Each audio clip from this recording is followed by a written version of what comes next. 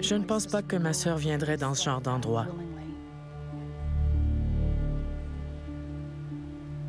Son corps a été trouvé dans un coin éloigné de la route.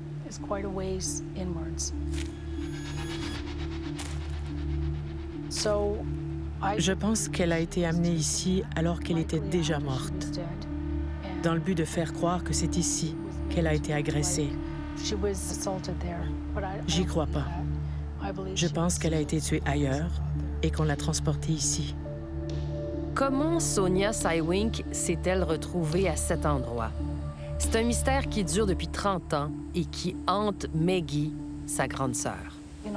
Elle était petite, toute menue. Elle n'était pas très forte physiquement. Maggie revient dans ce parc chaque année. Le corps de sa sœur a été trouvé sur ce terrain qui est situé à 40 km de London, en Ontario. C'est une des seules certitudes qu'elle a au sujet du meurtre de Sonia. C'est impossible de venir en voiture jusqu'ici. Ça fait une bonne distance pour porter quelqu'un. Elle a été déposée là par une ou plusieurs personnes. Il y a tellement de questions qui tournent dans notre esprit. Tout le monde mérite d'avoir ses réponses, de connaître la vérité.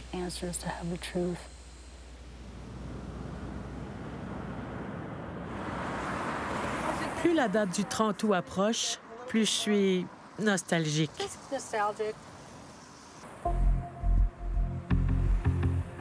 C'est une semaine chargée pour Maggie. Comme chaque année, elle vient à London, en Ontario, pour préparer la cérémonie en l'honneur de Sonia. Mais cette année, elle a une mission de plus en tête. Elle veut élucider le meurtre de sa sœur. C'est une affaire ancienne. Selon moi, la police s'est toujours dit que s'il n'y avait pas de nouveaux indices, ils ne pouvaient plus rien faire. Ils sont occupés par d'autres affaires. Et il y en a beaucoup. Alors, je vais m'en charger. Je dois faire mes propres recherches et trouver des pistes.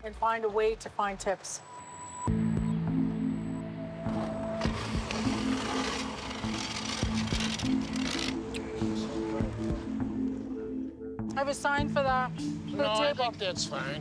Okay. It's never enough for me, you know what I mean? Oh, yeah. Perfect. La police provinciale de l'Ontario enquête sur l'homicide de Sonia. Quand l'enquêteur a déclaré à Maggie qu'il n'avait pas de nouvelles pistes, elle a décidé de mener sa propre enquête. Alors, depuis 2019, elle parcourt les rues du quartier où vivait sa sœur. Oui, assassinée. On a retrouvé son corps. Le dernier endroit où elle a été vue, c'est de l'autre côté de cette rue. Il y a une récompense de 75 000 $ pour toute information qui nous permettra d'arrêter et de condamner la personne qui l'a tuée. Une récompense de 75 000 $. Dans les années 90, l'est de la ville de London, en Ontario, était une plaque tournante de la criminalité et de la drogue. La police faisait régulièrement des descentes. Le quartier où vivait Sonia était bien loin de la beauté du lieu où elle a grandi, au sein de la Première Nation de Whitefish.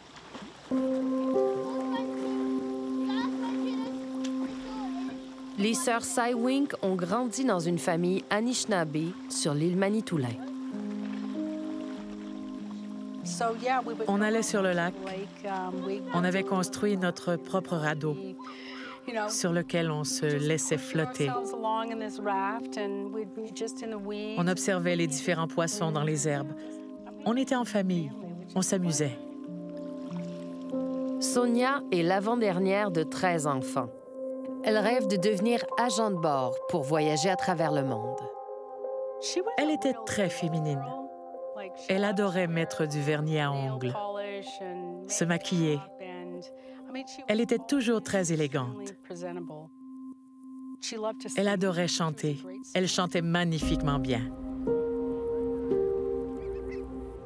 Adultes, les sœurs prennent des chemins différents. Maggie s'installe à Toronto et Sonia à London. Maggie revoit sa sœur pour la dernière fois 1 mois avant sa mort. Sonia était venue à une réunion de famille sur l'île Manitoulin.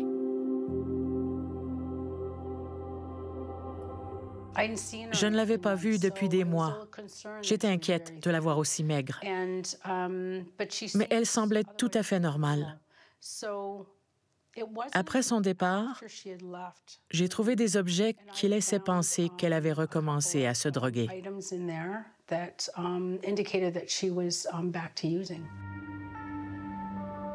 Pendant des années, Sonia est sous l'emprise de la drogue et de l'alcool. Tout est facilement accessible dans son quartier de l'Est de London.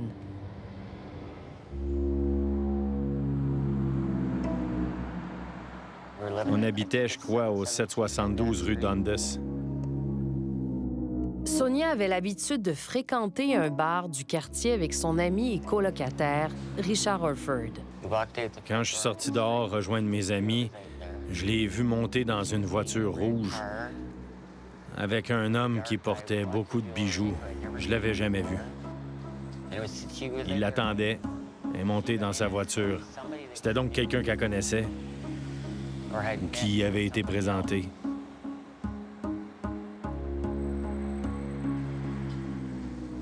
Pour une raison qui m'échappe, je suis encore intrigué par cette voiture et ses sièges blancs. C'est la dernière fois que je l'ai vue et je suis un des derniers à l'avoir vue vivante. Elle se prostituait. Elle avait ses clients, mais elle n'en parlait jamais. Elle ne mélangeait pas sa vie privée et sa vie professionnelle.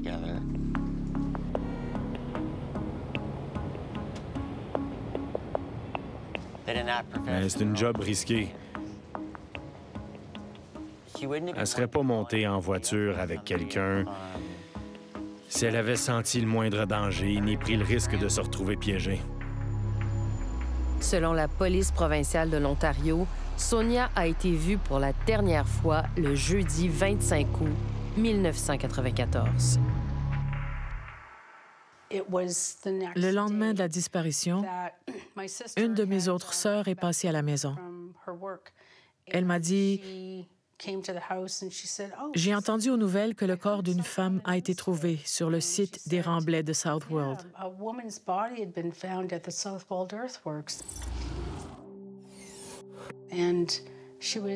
Elle était à moitié dévêtue.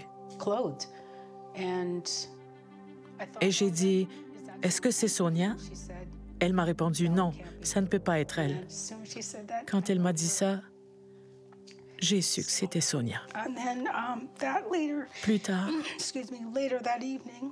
Plus tard dans la soirée, la police est venue me voir mon père pour lui annoncer la nouvelle. Puis mon frère a appelé tout le monde. C'était très difficile.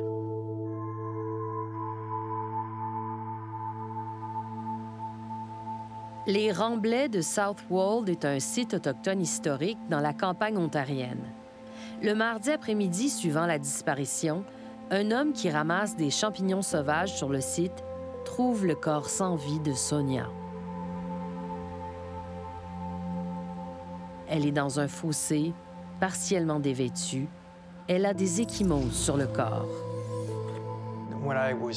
Quand j'étais en fonction, j'étais du genre tenace. Je ne lâchais jamais le morceau. Chris Gayson est un des premiers officiers à se rendre sur les lieux où le corps de Sonia a été découvert. C'est la première fois qu'il enquête sur un homicide et qu'il doit mener l'enquête dans les rues de l'Est de London. J'ai le sentiment que nous n'avons rien négligé. Mais à l'époque, on n'a trouvé aucune piste.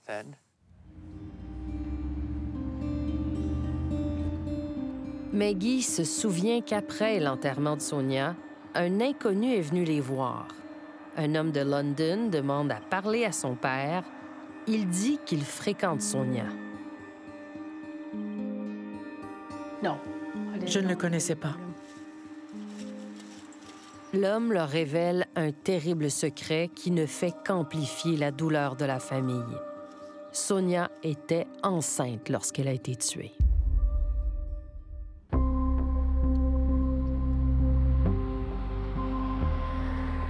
Après les funérailles de Sonia, Maggie, sa sœur, ressent le besoin de retourner à London pour trouver des réponses. L'une des premières personnes à qui elle parle, c'est Larry Fink, l'inconnu qui s'est présenté aux funérailles de Sonia. L'ADN confirmera qu'il était bel et bien le père de l'enfant que portait Sonia. Je l'ai rencontré pour la première fois à l'enterrement de ma sœur. Je n'en avais jamais entendu parler. Il ne m'inspirait pas confiance. En 1994, Sonia fréquente un bar que Fink a ouvert dans son garage. Cette année-là, il a de multiples démêlés avec la police. Quelques mois avant le meurtre de Sonia, Fink est accusé d'agression sur une femme à London. L'équipe journalistique a parlé à 2 personnes qui ne voulaient pas être filmées pour ce reportage, mais qui avaient dénoncé Fink à la police. Maggie se souvient de l'avoir interrogé sur la vie de sa sœur à London avant sa mort. Je lui ai demandé ce qui s'était passé, s'il avait des informations. Ils ne vivaient pas ensemble. Ils n'étaient pas en couple. Ils avaient chacun leur vie. Je ne connais pas tous les détails. Je voulais qu'il me donne des informations, mais il ne semblait pas savoir grand-chose. Nous l'avions interrogé, tout comme d'autres personnes. En ce qui concerne l'interrogatoire et l'ADN, je n'en sais pas plus. Des années plus tard, Fink est de nouveau interrogé par la police suite à 2 violentes altercations avec les services de protection de l'enfance.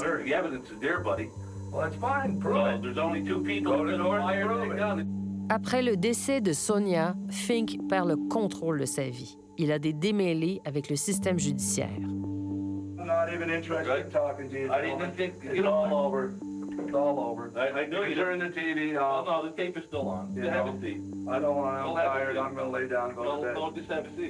En 1995, Fink a un enfant et se bat pour en avoir la garde. Ça lui est refusé. Il enlève l'enfant et il est arrêté en Nouvelle-Écosse. Fink est condamné à 2 ans de prison. Je sais jusqu'où je peux aller, mais je connais aussi mes limites. En 2004, Fink a un autre enfant et de nouveau des démêlés avec les services de protection de l'enfance.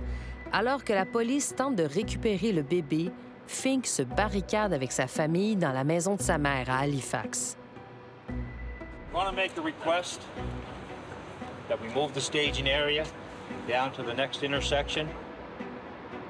La séquestration dure 3 jours.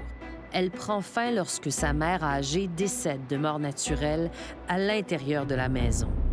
Avec un fusil en bandoulière, Fink transporte le corps de sa mère sur une civière.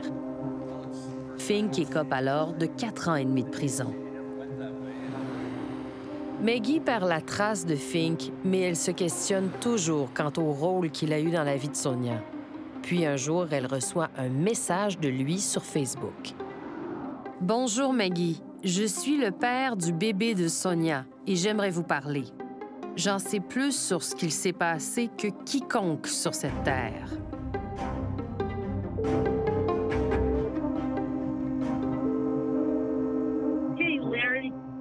Maggie le contacte par téléphone. Il vit aux Philippines. Elle enregistre l'appel. First of all, I'm dying of cancer, Maggie. I'm in God's hands. Fink est décédé depuis. Mais en 2020, quand il parle à Maggie au téléphone, il lui dit que de nombreuses personnes se sont tournées vers lui pour avoir des réponses suite au meurtre de Sonia. The OPP came to me and said, at least 6 out of 10 people we've interviewed on the street have said you were the killer. We want you to take a polygraph. So I said, you need to tell me that I killed my own baby. When was the last time you saw Sonia that weekend? I didn't. You didn't see her? You hadn't seen her? The last time I saw her, I was having supper at the TNC. I ate there every night. Fink nie avoir vu Sonia la fin de semaine où elle a été tuée. Mais il avoue à Maggie avoir déjà mis Sonia dans des situations dangereuses. What happens? I went up and saw McNeil, and I said, I want to be all of that fucking dirty crap. I don't want the clean stuff, clean cocaine. I want that dirty fucking shit. You know, that's Right. So I got Sonia upstairs, and I said, "Getting into you, Sonia. You haven't had enough." And I smoked it with her. Right, I'm gonna have some. Right, come on, let's do it. So I strung her right out. I mean, strung her out. You know, and I got to the problems. Right. Puis, il dit que Sonia lui a confié un sombre secret de son passé. When she was 12 years old, she was gang raped. I don't know what you know about it, if you even know anything.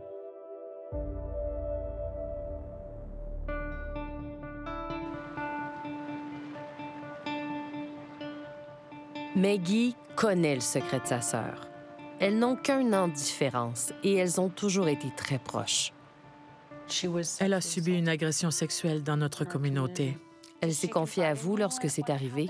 Oui, elle me l'avait dit et on n'en a plus parlé. Je ne savais pas comment l'aider. J'étais une enfant.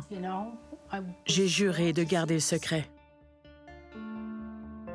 Maggie est convaincue que l'agression a changé la trajectoire de la vie de sa sœur. Depuis, ça n'a jamais cessé de la hanter. J'étais la seule à savoir.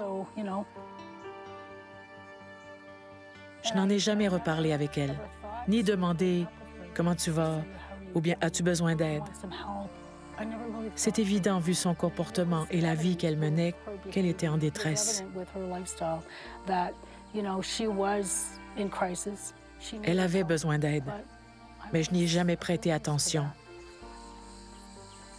J'ai honte. J'ai l'impression de l'avoir laissé tomber. My question's always been is how did they get her down here? Le mari de Maggie, Tom, l'aide à tenter de savoir ce qui est arrivé à sa sœur. Yeah.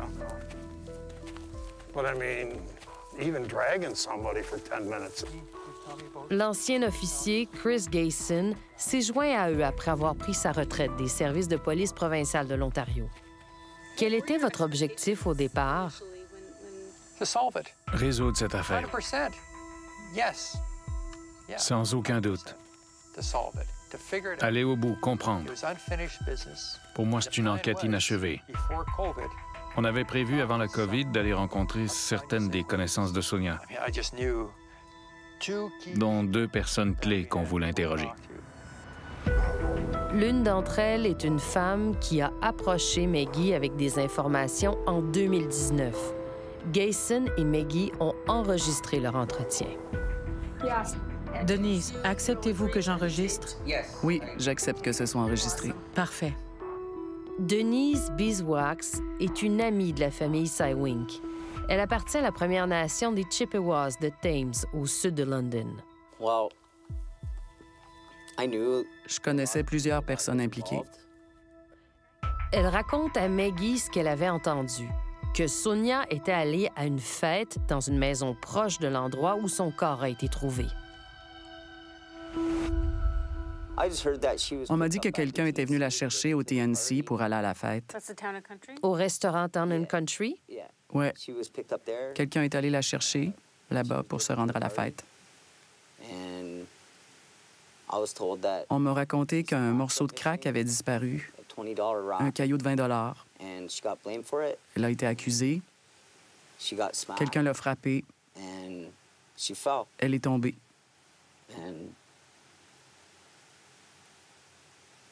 Et elle est morte. Je suis tout de suite allée au poste de police de Strathroy. Je leur ai dit ce que je savais. C'était quand? C'était pas longtemps après. Le temps que je réunisse toutes les informations, les personnes impliquées, ce qui s'était passé. Mais ils m'ont pas pris au sérieux. Ils m'ont dit que je faisais juste brouiller les pistes. Quelque chose comme ça. Brouiller les pistes, qu'est-ce qu'il voulait dire par là? Je sais pas.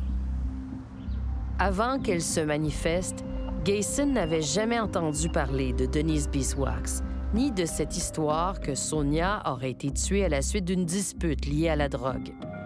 Mais quelques mois plus tard, une autre femme contacte Maggie pour lui raconter une histoire semblable.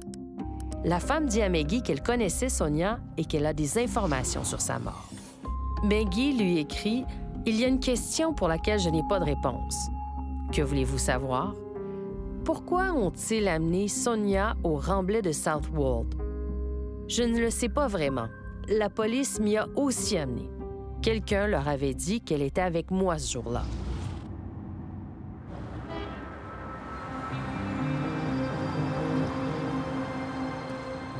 Maggie échange à plusieurs reprises au téléphone avec la femme qui dit ne pas se sentir en sécurité en lui racontant tout ce qu'elle sait. Aujourd'hui, Maggie rencontre cette femme pour lui parler en personne.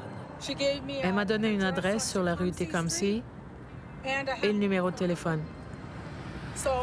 C'est le plan.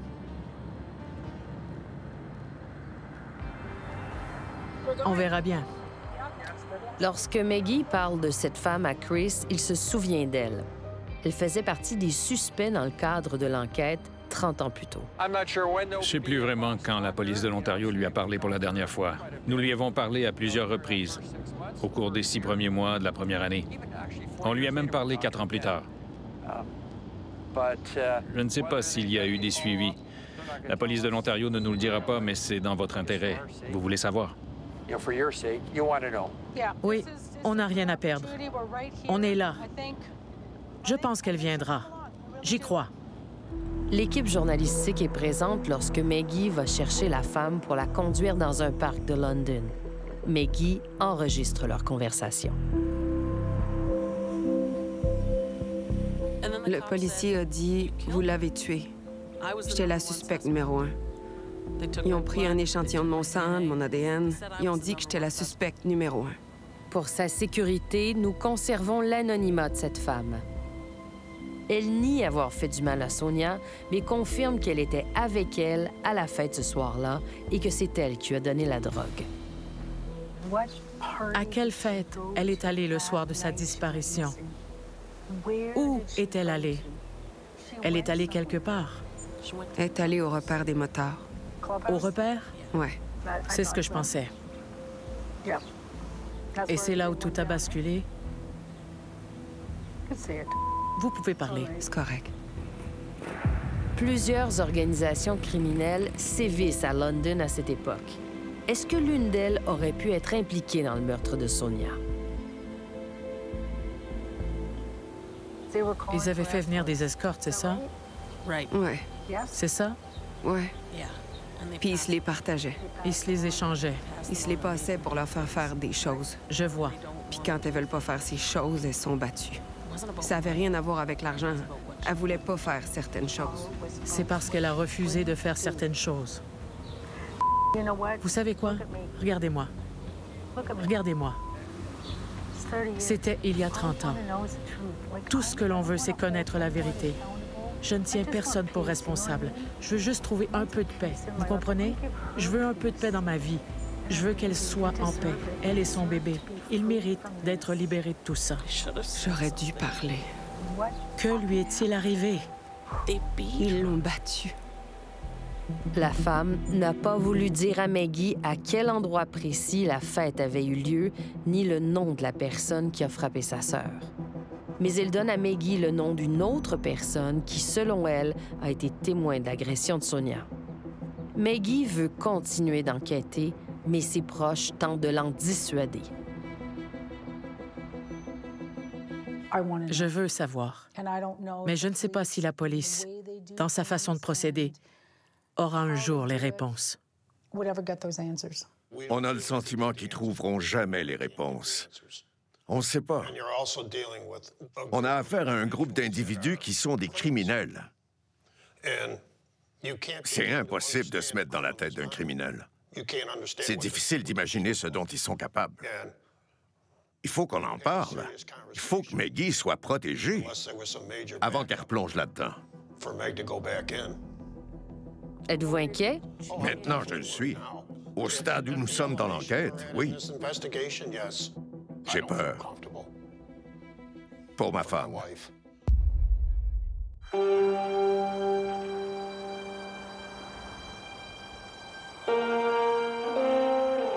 Plus de 30 ans se sont écoulés depuis la mort de Sonia. Bien que sa sœur Maggie soit plus proche que jamais de trouver les réponses sur le meurtre, elle veut prendre du recul. Maggie décide de partager avec la police provinciale de l'Ontario l'enregistrement de la femme qui dit être allée à une fête avec Sonia juste avant sa mort. Elle espère qu'ils suivront ces nouvelles pistes. La police de l'Ontario a maintenant des informations plus concrètes sur la mort de ma sœur. Des personnes sont citées dans cet enregistrement. S'ils ne donnent pas suite, je vais péter les plombs. Comment est-ce possible que vous leur donniez tout sur un plateau d'or ou d'argent et qu'ils n'en fassent rien? Ce serait ne pas respecter la vie de ma sœur. Et ça, je refuse. Depuis des années, Maggie fait pression sur la police provinciale de l'Ontario pour que l'enquête sur le meurtre de sa sœur demeure active. Aujourd'hui, elle travaille avec une avocate. Comme vous le savez, j'ai écrit une lettre à l'inspecteur Randy Gaynor de la police de l'Ontario, qui est chargé de l'enquête. Jessica Zita est du même avis que Tom. Maggie ne devrait pas avoir à enquêter sur le meurtre de sa sœur. C'est vraiment comme ça qui fonctionne? Aucun civil ne devrait avoir l'impression qu'il y a d'autres choix que d'enquêter lui-même sur la mort d'un proche. C'est se mettre dans une position très dangereuse, précaire, sans aucune aide ni protection. Selon Chris Gayson, c'est la réalité des familles une fois que l'affaire est classée. Je l'ai déjà dit à Maggie. Les familles ne doivent pas être complètement dépendantes de la police.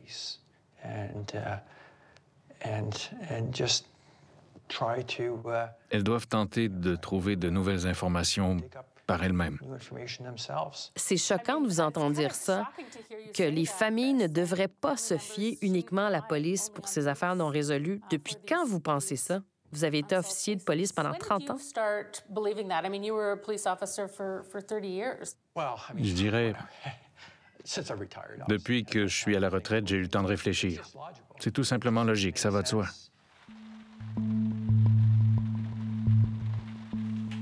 À la fin de l'année dernière, l'avocate Jessica Zita rencontre l'enquêteur chargé de l'affaire de Sonia. Il lui a dit que l'ADN prélevé sur les lieux du crime est contaminé. Il lui a aussi fait part d'autres informations sur l'enquête initiale menée en 1994. Selon moi, des erreurs ont été commises. Des erreurs dans la façon de mener l'enquête. Je ne suis pas en mesure de dire avec certitude ce qui n'a pas fonctionné, mais il semble qu'il y a eu des lacunes, des choses qui n'ont pas été faites correctement. Il y a eu des problèmes. Même dans les prises de notes, il semble qu'il y a eu des erreurs de communication en interne que nous essayons de rectifier 30 ans plus tard. Pour ce qui est de la première année, je n'ai rien à redire. Je suis en paix. On a fait tout ce qui était possible. On avait beaucoup de ressources. Est-ce qu'on aurait pu faire mieux à l'époque?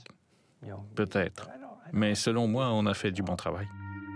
Mais l'équipe découvre des éléments concernant l'enquête initiale que même Gayson ignorait. Et il y a autre chose. La famille n'a jamais vu les rapports d'autopsie ou de toxicologie. C'est choquant. L'avocate n'avait jamais lu le rapport. Elle a donc dû se fier à ce que la police provinciale de l'Ontario lui a dit lors d'une rencontre à la fin de l'année passée. Bien qu'ils enquêtent depuis des décennies, ils lui ont dit que la mort de Sonia n'était peut-être pas un homicide. D'après ce qu'on m'a dit, le rapport d'autopsie indique que la mort de Sonia aurait été causée à la fois par des blessures, des traumatismes contondants et la drogue qu'elle avait consommée. Vous comprenez que ça peut changer bien des choses. Comment? Donc, ce qu'on m'a dit, et encore une fois, c'est un oui-dire, mais je pense que ça vient du rapport. On me dit qu'elle était blessée, mais parce qu'elle avait consommé de la drogue. Elle n'avait pas pu se défendre. Une autre personne dans un autre État aurait pu survivre à cette agression. Ça peut nuancer l'idée d'un éventuel meurtre. Après la rencontre avec l'avocate, l'équipe journalistique a obtenu le rapport original du coroner. Il est écrit que Sonia a été trouvée dévêtue à partir de la taille. Elle ne portait que des chaussettes, une chemise ouverte et une bague. Son corps a été trouvé dans un fossé dans une zone ombragée. Elle a été battue. L'autopsie a révélé plus de 20 contusions et égratignures sur le devant et le derrière de son corps, ainsi que dans le cou et sur le visage. Le rapport conclut que le traumatisme associé à la consommation de cocaïne pourrait avoir causé la mort de Sonia. Malgré les traces de violence sur son corps, rien ne permet de déterminer si sa mort est accidentelle ou si c'est un homicide. Selon vous, quelle est la cause du décès? Je dirais un traumatisme lié à un coup. C'est pas ce qui est écrit dans le rapport d'autopsie. Il est écrit indéterminé, donc c'est pas un traumatisme contondant qui a nécessairement causé sa mort. Je n'ai jamais eu connaissance de ces conclusions. Mais si j'avais vu ça... Chris Gayson est troublé par le rapport et bouleversé en lisant que la mort de Sonia n'était probablement pas un homicide. Je peux regarder? Oui, bien sûr. Je pensais l'avoir lu. Le rapport initial décrit un traumatisme contondant sur le haut du corps. Mais le coroner a estimé que ce n'était pas suffisant pour causer sa mort. D'après l'autopsie, le résultat non concluant a été annoncé 1 an après la mort de Sonia, soit au moment où l'enquête initiale de la police provinciale de l'Ontario se terminait. En tant que membre du groupe des défenseurs des femmes et des filles autochtones disparues et assassinées, Maggie travaille avec des familles qui se trouvent dans une situation similaire à la sienne. Et malgré les violences clairement infligées à leurs proches, la cause de leur mort est déclarée indéterminée et l'affaire classée. Le cas de Sonia n'est pas isolé. Ce sont des centaines. Je dis bien des centaines d'affaires qui ne sont pas résolues à cause des rapports d'autopsie non concluants.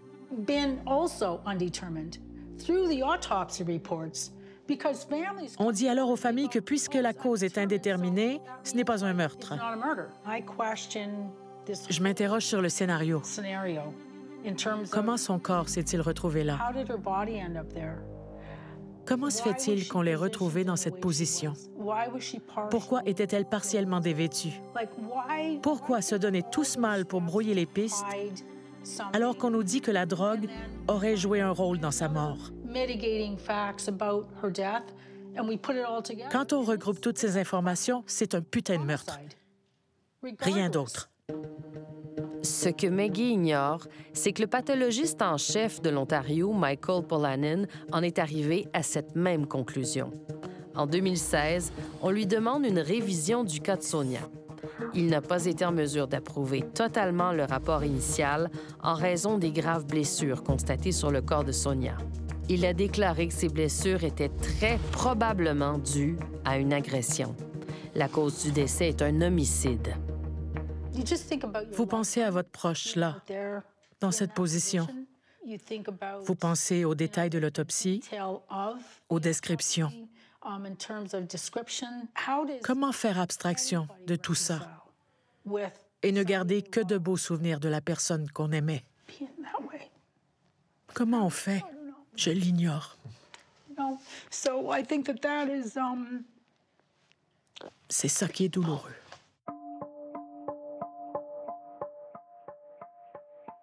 L'équipe souhaite questionner la police provinciale de l'Ontario sur le rapport du coroner, le suspect Larry Fink et le suivi des informations transmises par Maggie, mais ils ont refusé leur demande d'entrevue. Dans une déclaration, ils ont indiqué que la mort de Sonia faisait l'objet d'une enquête pour homicide et que cette enquête demeure ouverte et se poursuit.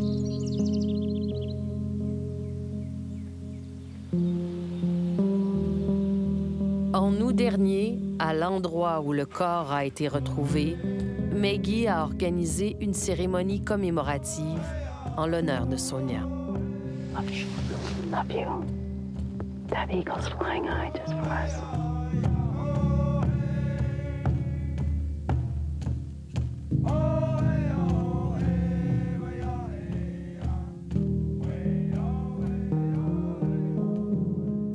Je tiens à vous remercier d'avoir pris le temps de venir jusqu'ici aujourd'hui, d'être avec nous, à nos côtés. Et le plus important, c'est qu'au cours de ces 30 années, nous avons cherché les réponses au meurtre de ma sœur. Hantée par le passé et une promesse faite à sa sœur, Maggie continue de tout faire pour garder la police mobilisée. Elle espère que sa quête de vérité permettra de trouver de nouveaux éléments de preuve qui lui apporteront, après tout ce temps, des réponses à ses questions. Tout ce que je veux maintenant et tout ce que ma famille veut, c'est la vérité. Ce travail fait partie de la guérison. Nous guérissons tous, jour après jour. Nous devons parfois traverser des traumatismes pour atteindre la guérison.